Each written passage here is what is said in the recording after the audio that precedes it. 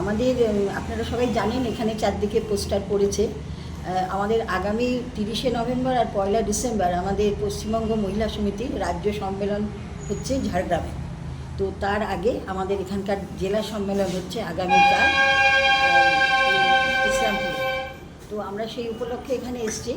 আমাদের এই যে মহিলা সমিতি, এই পশ্চিমবঙ্গ মহিলা সমিতি কিন্তু তার পুরনো অনেক ইতিহাস, অনেক দিনের পুরনো। প্রথমে শুরু হয়েছিল এটা মহিলা আত্মরক্ষা সমিতি দিয়ে, যখন ব্রিটিশ আমলে, তখন মহিলাদের সম্মান রক্ষার্থে, মহিলাদের আত্মরক্ষার্থে, মহিলাদের জল জমির অধিকারের জন্যে মহিলারা যে লড়াই করতো, সেই লড়াইটাকেও তো একতাবদ্ধ করতে হবে, এক জায়গায় আনতে হবে, না তো ওই লড়াইয়ের কোনো দাম নেই, সবাইকে মিলে লড়াই করতে হবে।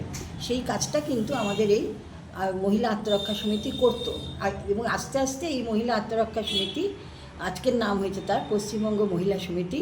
এবং এটা পরবর্তীতে আমরা সারা ভারত যে NFIW তার আন্ডারে আমরা আছি পশ্চিমবঙ্গ মহিলা সমিতি। আগামীকাল আমাদের রাজ্য সম্মেলন, খুব সাংঘাতিক একটা সময় দাঁড়িয়ে আমাদের এই জেলা সম্মেলন কিন্তু অনুষ্ঠিত হচ্ছে একটা সাংঘাতিক সময়ের মাধ্যমে। আমরা সবাই জানি গত 9ই আগস্ট কর্তব্যরত অবস্থায় একজন মহিলা ডাক্তারকে, সে যখন 36 ঘন্টা ডিউটি করে সে একটু বিশ্রাম নিচ্ছিল, তখন তাকে পৈশাচিকভাবে তাকে হত্যা করা হয়েছে।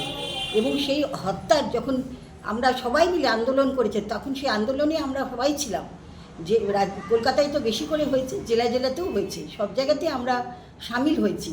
কিন্তু আমাদের মহিলা মুখ্যমন্ত্রী, তিনি কিন্তু এই ব্যাপারে আমাদের কোনো রকমভাবে মহিলাদের সম্মানার্থে বা মহিলাদের রক্ষা করার জন্য কোনো রকম কিছু কাজ করেননি।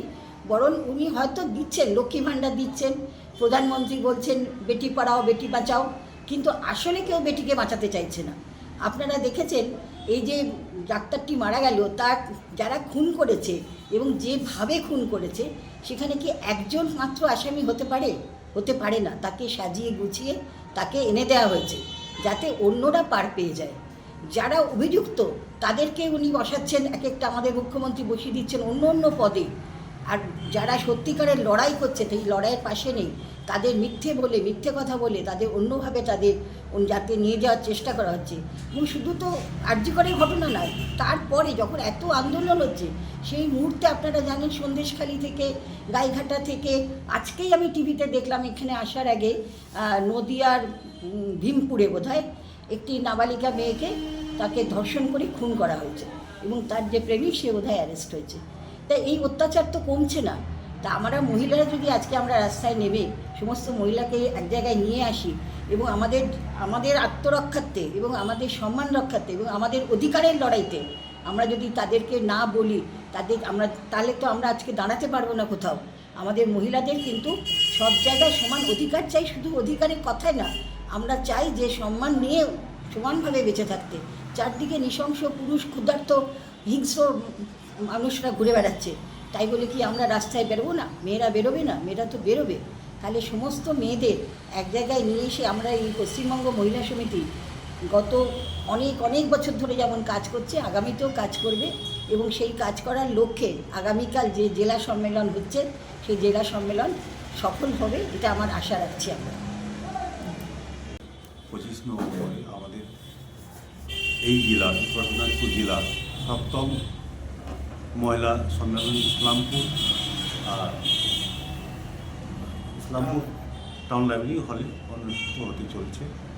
সেটাকে নিয়ে আমরা সমস্ত রকম যে আমাদের যে সম্মেলনের যে প্রতিক্রিয়া, তার মাধ্যমে আমরা প্রোগ্রামগুলো ঠিক করেছি। আগামীকালকে আমাদের প্রথম প্রোগ্রাম স্টার্ট হবে ফ্ল্যাগ হোস্টিং দিয়ে, তারপরে শহীদ বেদিতে ফুলমাল দান, তারপরে আমাদের ডেলিগেট সেশন শুরু হয়ে যাবে। এবং তারপরে ডেলিগেটেড সেশনের পরে খাওয়া দাওয়ার পরে আমাদের একটা বড় র্যালি হবে ইসলামপুর টাউনের মধ্যে মহিলাদের নিয়ে, সেটা প্রায় 3:30টার দিকে। এবং এই প্রোগ্রামকে কেন্দ্র করে আমাদের বিভিন্ন যেটা কর্মসূচি আছে, ওটা এখনও রাত দিন সুদ্ধা চলছে। এবং আমরা বলতে চাইছি যে আমাদের এই জেলার মধ্যে আমরা একটা স্টেপ নিয়েছি, কারণ এই যে মহিলা সমিতি, তার যে অধিকারের লড়াই, তার যে মানে রিজার্ভেশনের লড়াই, এটা কিন্তু সর্বপ্রথমে আমাদের দল থেকে সিপিআই নেত্রী হ্যাঁ গীতা মুখার্জি প্রথমবার হ্যাঁ লড়াই করে এটা 33% রিজার্ভেশন আজকে যেটা আমাদের এই সরকার এখন এই পিরিয়ডে যেটাকে মেনেছে, সেটা আমাদের অনেক পূর্ণ লড়াই ছিল, সেটা সফল হয়েছে এই পশ্চিমবঙ্গ মহিলা সমিতির মাধ্যমে। এবং বিগত দিনে যে মহিলা সম্মানের যে লড়াই, যেটা আমাদের এখন মহিলা নেত্রী আপনাদের সামনে যেটা বক্তব্য রাখলেন, যেমন আমরা একদিকে দেখছি যে আমাদের এই রাজ্যের যে মুখ্যমন্ত্রী সেটা হচ্ছেন মহিলা, এবং তার সত্ত্বেও মহিলাদের উপরে যা নির্যাতন চলছে পশ্চিমবাংলার মধ্যে, এইটা সবাই আমরা দেখছি।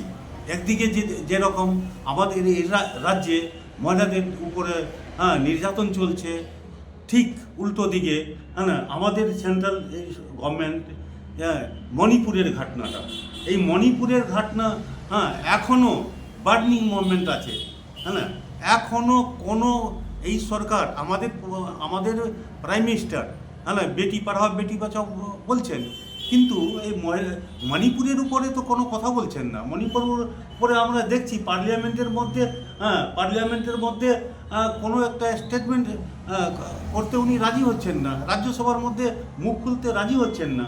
এই যে আমাদের লড়াইটা, এই লড়াইটা আমরা আগামী দিন আরও তীব্র করে নিয়ে যাব। আমাদের দাবি হচ্ছে মহিলাদের এবার আমাদের 50% রিজার্ভেশন, কারণ পুরুষ আর মহিলা দুটো পার্ট, এই দুজনে সমান অধিকার আছে, সেখানে তাদের সমস্ত রকমের দায়িত্ব, তাদের প্রথমে তো সম্মান রক্ষার লড়াইটা মহিলা সমিতি লড়বে, তারপরে তাদের কাজের দাবি, এই সরকারটা আমাদের ভারতবর্ষ থেকে চাকরি বাকরি সবটা মানে তুলে দিয়েছে।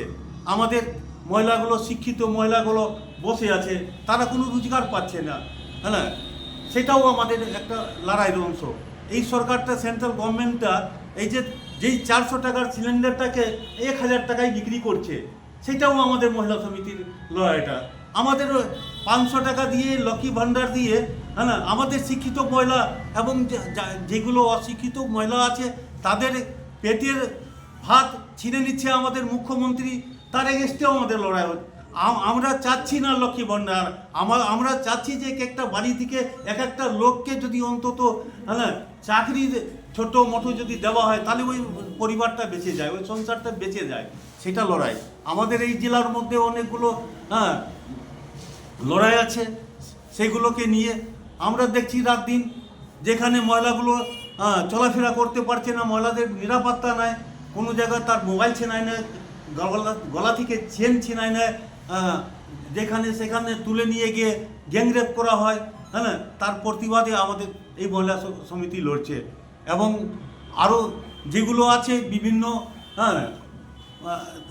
দাবি দাবার, সেটা নিয়ে আগামী দিন কালকে আমাদের এই সম্মেলন থেকে ঠিক হবে কি আমাদের আগামী দিন এই মহিলা সমিতি কি ইস্যু নিয়ে আগামী দিন লড়াই করবে, সেটা কালকে আমাদের আলোচনার ভিত্তিতে ঠিক হবে। এবং সেই ভিত্তিতে আগামী দিনে আমরা লড়াই আন্দোলনে সামিল হয়ে সেটা মহিলাদের সুরক্ষা, নিরাপত্তার অধিকারকে অর্জন করার সাহায্য করব। এই বলে আমি আমার বক্তব্য শেষ করছি।